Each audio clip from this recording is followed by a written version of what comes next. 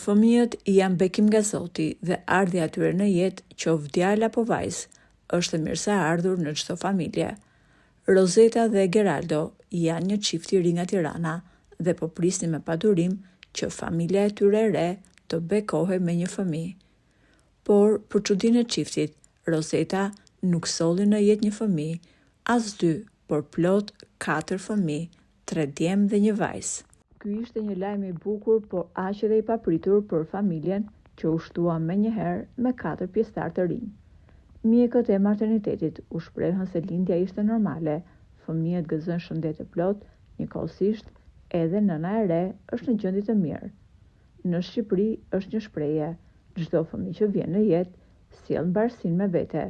Gjithsesi, ky rast është specifik, prandaj familja ka nevojë për më shumë ndihmë nga shteti. Por sa lek morën prindrit për fëmijët që erdhën në jetë? Sipas ligjit tashmë të aprovuar për bonusin e bebeve, pas lindjes të 4 fëmijëve, nëna mori 2.400.000 lekë, ose afërsisht me euro 2.400 euro. E krahasuar me vende të tjera të rajonit, ku për shkak të plagjes së popullsisë, nënat për lindjen e fëmijës së 4 marrin 15.000 euro.